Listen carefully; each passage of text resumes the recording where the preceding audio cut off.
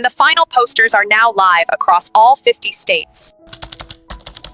By the late 1950s, John Fitzgerald Kennedy had become one of the most recognizable young politicians in America, a decorated war hero, a United States Senator, and one of the Democratic Party's fastest rising stars. But becoming president would prove to be his greatest challenge yet.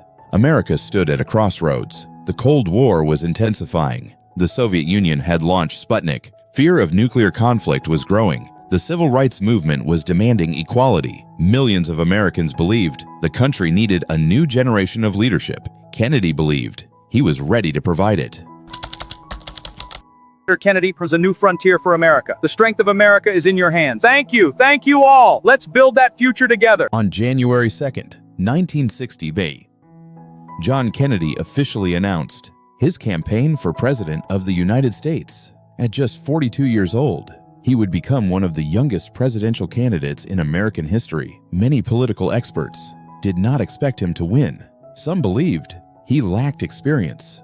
Others questioned whether Americans would elect a Catholic president. Religious prejudice still influenced many voters. Kennedy understood that these concerns could not be ignored. Instead of avoiding them, he addressed them directly. During speeches across the country, he argued that public officials should serve the Constitution, not any religious institution. He insisted that his decisions as president would always be guided by the national interest. His message gradually reassured many undecided voters. Kennedy's campaign moved at an extraordinary pace. He traveled thousands of miles. He visited large cities, small farming communities, industrial towns, universities, and military bases. Almost every day, he spoke before new audiences. His youthful energy and confident speaking style captured national attention. His campaign emphasized economic growth, a stronger national defense, scientific innovation, and America's role in the world. One phrase soon became the heart of his campaign: the new frontier. Kennedy described it as a call for Americans to meet the challenges of a changing world. He encouraged citizens to embrace innovation, public service, and national progress. For many young Americans, the message was deeply inspiring. Live from New York, it's movie night, bringing the whole world right into your living room. The 1960 election would make history for another reason. For the first time, presidential debates would be broadcast live on national television. Kennedy's opponent was Vice President Richard Nixon. Nixon was experienced, highly knowledgeable, and widely respected. Most observers expected a close contest. The first debate took place on September 26, 1960. An estimated 70 million Americans watched. It became one of the most influential moments in modern political history. Kennedy appeared calm, relaxed, and confident. Nixon, recovering from illness, looked tired and uncomfortable beneath the bright television lights.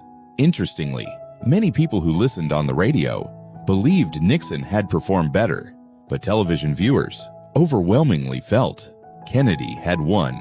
The debates demonstrated that television had become a powerful force in American politics. Image, confidence, and communication would now matter more than ever before. Vote counting continues across the country. The map is updating in real time. November 8, 1960. Americans headed to the polls. The election was one of the closest in modern U.S. history. Throughout the night, television networks struggled to predict the winner. States changed color again and again. The race remained too close to call. Finally, during the early hours of November 9th, the results became clear. John Fitzgerald Kennedy had narrowly defeated Richard Nixon.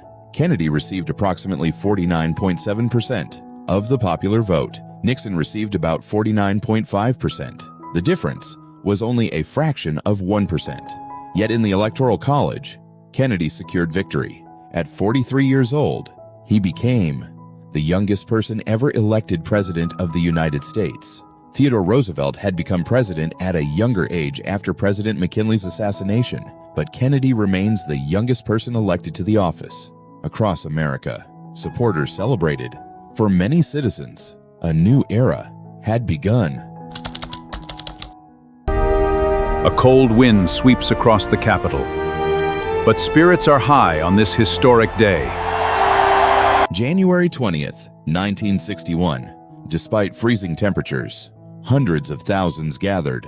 Outside the United States Capitol, millions more watched. On television, John Fitzgerald Kennedy placed his hand upon the Bible and took the presidential oath of office. Moments later, he delivered one of the most memorable inaugural speeches in American history.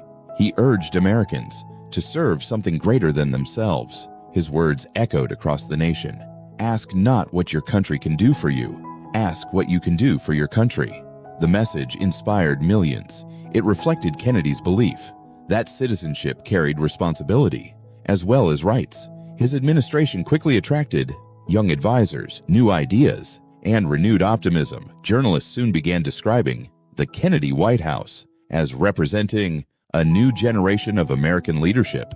But beyond the celebrations, serious challenges were already emerging. The Cold War continued to threaten global peace.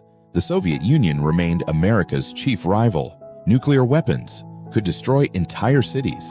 Civil rights activists were demanding equal treatment under the law. The decisions Kennedy would make during the next few years would shape the future, not only of America, but of the world.